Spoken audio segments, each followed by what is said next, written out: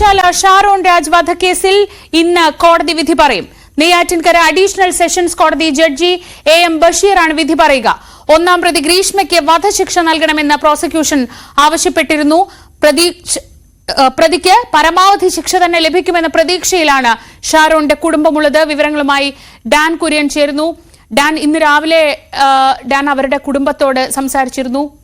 ഷാരോണിന്റെ സഹോദരൻ ഉൾപ്പെടെയുള്ളവർ പ്രതീക്ഷിക്കുന്നത് പരമാവധി ശിക്ഷ തന്നെയാണ്. അപ്പോഴും കോടതിയിൽ അവസാന വാദം നടക്കുമ്പോൾ ജഡ്ജി പറഞ്ഞൊരു പ്രധാനപ്പെട്ട പോയിന്റ് ഉണ്ട്. മാധ്യമങ്ങളുടെ റിപ്പോർട്ടിങ്ങിനനുസരിച്ചോ മാധ്യമങ്ങൾ പറയുന്നതിനനുസരിച്ചോ ആയിരിക്കില്ല വിധി എന്നതാണ്. അങ്ങനെയെങ്കിൽ ഗ്രീഷ്മയുടെ പ്രായം, ക്രിമിനൽ പശ്ചാത്തലം ഇല്ലായ്മ, ഇതൊക്കെ പരിഗണിക്കാൻ എത്രത്തോളം സാധ്യതയുണ്ട്? എന്തൊക്കെയാണ് ഏറ്റവും പുതിയ വിവരങ്ങൾ?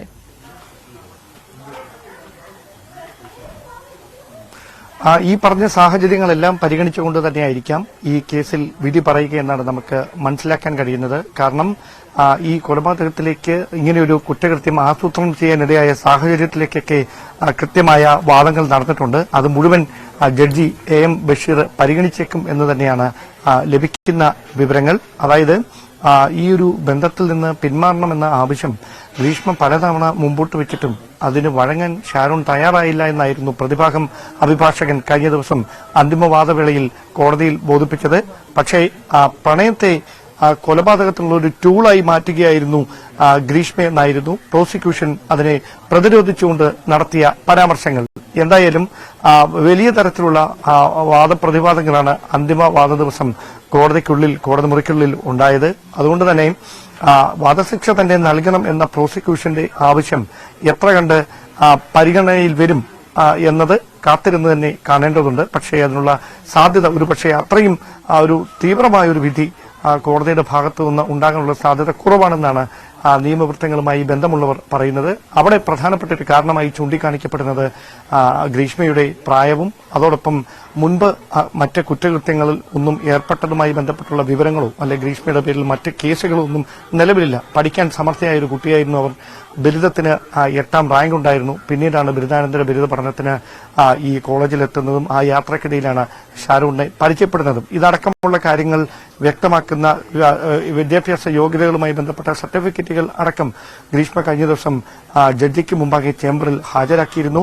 തന്റെ പ്രായം പരിഗണിക്കണം, തന്റെ ഭാവി പരിഗണിക്കണം, തുടർന്ന് പഠിക്കണമെന്നുള്ള ആഗ്രഹം പരിഗണിക്കണമെന്ന ആവശ്യമൊക്കെയാണ് അവർ ജഡ്ജിയോട് ആവശ്യപ്പെട്ടത്. അവിടെ ജഡ്ജിയുടെ ഭാഗത്ത് നിന്ന് ഈ വിഷയത്തിൽ ഏത് തരത്തിലായിരിക്കും വിധി പ്രസ്താവത്തിൽ ഈ ശിക്ഷാവിധിയിൽ തീരുമാനമെടുക്കുക എന്നതറിയാൻ അല്പ മണിക്കൂറുകൾ കൂടി മാത്രം കാത്തിരുന്നാൽ മതി. രാവിലെ 10 മണിയോടെ കുടുംബാംഗങ്ങൾ, ഞങ്ങളിപ്പോൾ ഉള്ളത് ഷാരോൺ രാജിന്റെ വീട്ടിലാണ്, പാറശാലയ്ക്കടുത്തുള്ള വീട്ടിലാണ്. അപ്പോൾ ഇവിടെ നിന്ന് കുടുംബാംഗങ്ങൾ 10 മണിയോടെ കോടതിയിലേക്ക് പുറപ്പെടും. ഞാൻ ഓഫ് റെക്കോർഡിൽ ഷാരോണിന്റെ പിതാവുമായി രാവിലെ സംസാരിച്ചിരുന്നു. അദ്ദേഹം പറഞ്ഞത്, എനിക്കൊന്നും സംസാരിക്കാൻ കഴിയാത്ത അവസ്ഥയാണ്, വാക്കുകൾ കിട്ടുന്നില്ല. ഇന്നലെ എനിക്ക് ഉറങ്ങാൻ കഴിഞ്ഞില്ല. രാത്രി 2 മണിക്കാണ് ഞാൻ ഉറങ്ങാൻ കിടന്നത്. പുലർച്ചെ 5:30 വീണ്ടും എഴുന്നേൽക്കുകയായിരുന്നു. മനസ്സിൽ വല്ലാത്തൊരു ഭാരം.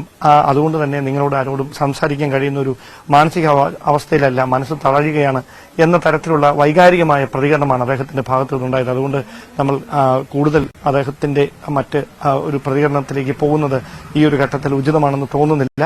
അവർ കോടതിയിൽ ഈ വിധി വന്നതിന് ശേഷം പ്രതികരിക്കാമെന്നാണ് മാധ്യമങ്ങളെല്ലാം അറിയിക്കുകയും ചെയ്തിരിക്കുന്നത്. പക്ഷേ ഷാരോൺ രാജിന്റെ സഹോദരൻ ജ്യേഷ്ഠൻ ഷിമോൻ നമ്മളോട് പ്രതികരിച്ചിരുന്നു. അദ്ദേഹം വളരെ ബോൾഡായിട്ട്, അതായത് ഈ കേസുമായി ബന്ധപ്പെട്ടുണ്ടായ എല്ലാ കാര്യങ്ങളും 2022 ഒക്ടോബർ 14 ഈ 2022 ഒക്ടോബർ 25 ഇടയിൽ സംഭവിച്ച കാര്യങ്ങളൊക്കെ നമ്മുടെ അടുത്ത് ഓർത്തെടുത്ത് വളരെ ബോൾഡായിട്ട് ഗ്രീഷ്മയ്ക്ക് പരമാവധി ശിക്ഷ ലഭിക്കുമെന്ന പ്രതീക്ഷ തന്നെയാണ് അല്പസമയം മുമ്പ് നമ്മളോട് പങ്കുവച്ചത്. ഡാൻ കുര്യനാണ് വിവരങ്ങൾ നൽകിയത്. എല്ലാവരും കാത്തിരിക്കുന്നത് നെയ്യാറ്റിൻകര അഡീഷണൽ സെഷൻസ് കോടതി ഈ കേസിൽ എന്ത് വിധി പറയും എന്നതാണ്. ഗ്രീഷ്മയുടെ പ്രായം, ക്രിമിനൽ പശ്ചാത്തലം ഇവ പരിഗണിച്ചുകൊണ്ടുള്ള ഒരു തീരുമാനമുണ്ടാവുമോ, അതോ ഷാരോൺ അവസാന ദിവസങ്ങളിലടക്കം അനുഭവിച്ച തീരാവേദനയ്ക്ക് കോടതി കൂടുതൽ പരിഗണന കൊടുക്കുമോ? ഇതെല്ലാം കാത്തിരുന്ന് കാണേണ്ടതാണ്. അല്പസമയത്തിനകം തന്നെ അവിടെ നിന്നുള്ള ഏറ്റവും പുതിയ വിവരങ്ങളിലേക്ക് നമുക്ക് വീണ്ടും എത്താം.